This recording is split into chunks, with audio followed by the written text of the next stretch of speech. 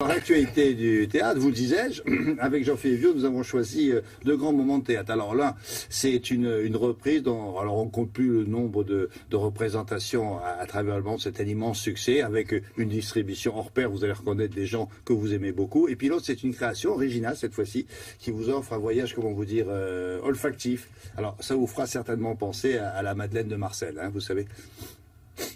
Oui, c'est d'une part la pure émotion d'une Xème reprise sur scène d'un véritable succès mondial, et puis d'autre part un original parfum d'écriture créé l'an passé en Avignon qui focalise l'attention des amateurs de théâtre cette semaine. Côté reprise, les fans de Jean Piat et Mylène de Mongeau vont être comblés en les retrouvant dans les célèbres Love Letters de l'américain Gurney.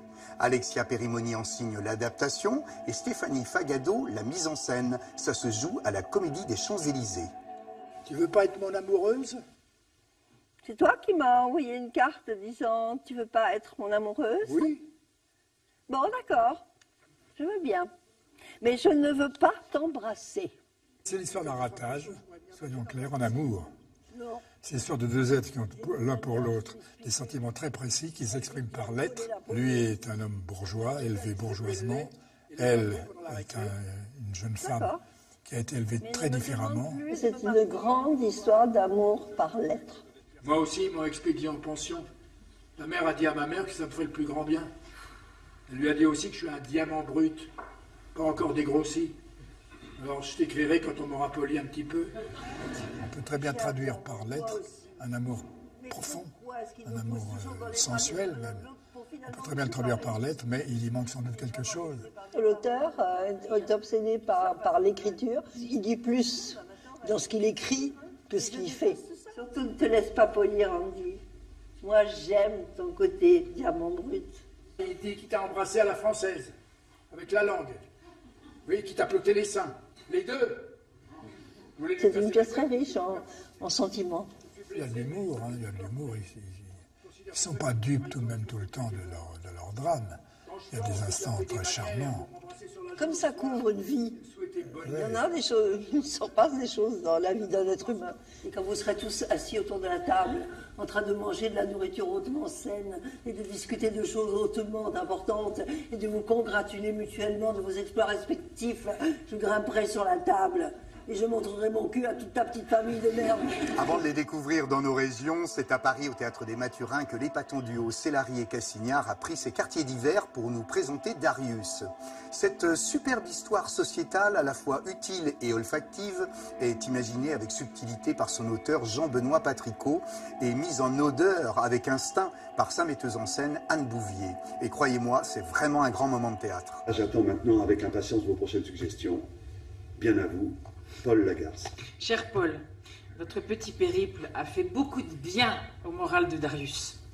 C'est une femme qui donc rencontre mon personnage, Paul, qui est un parfumeur, pour lui confier une mission assez particulière. Son enfant, cette femme, ne peut pas se déplacer et elle veut lui offrir des voyages dans sa tête à travers les parfums. Tu me demandes le parfum d'un lieu cher à ton fils et qui devra reconnaître sans le moindre repère. Darius a beaucoup aimé Montélimar. Il a juste signé que vous auriez pu ajouter l'odeur du nougat. Les voyages commencent de façon très basique, avec le parfum d'un marché en Provence, ou l'odeur du TGV, ou l'odeur de... Et puis, plus ça va, plus ça part vers l'imaginaire, et le parfum fait irruption entre nous par la musique et la lumière. Si vous voulez une odeur de pizza, vous en achetez une au cul d'un camion, puis vous la faites renifler à votre fils. Mon cher Paul, j'ai pour toi une destination inatteignable. La saga préférée de Darius, Star Wars.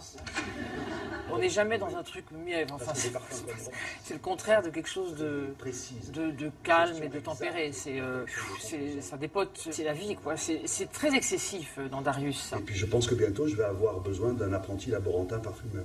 Ah oui. Elle s'appelait Kiana. Elle avait les dents du bonheur. Je lui ai dit que mon fils était sourd. Elle m'a répondu qu'elle aussi, elle parlait toutes les langues avec les mains. À voir et entendre les protagonistes de ces deux événements culturels, vous aurez compris que le charme et la passion d'un Jean-Pierre et d'une Mylène de Mongeau sur les planches, eh bien ça ne se loupe pas. Quant à nos ensorceleurs de Darius, on ne peut que les féliciter de porter avec une telle conviction ce remarquable message d'espoir distillé aux effluves de l'humour. Ne pas aller les applaudir serait un péché, alors bon théâtre à tous et surtout à très bientôt. À la semaine prochaine.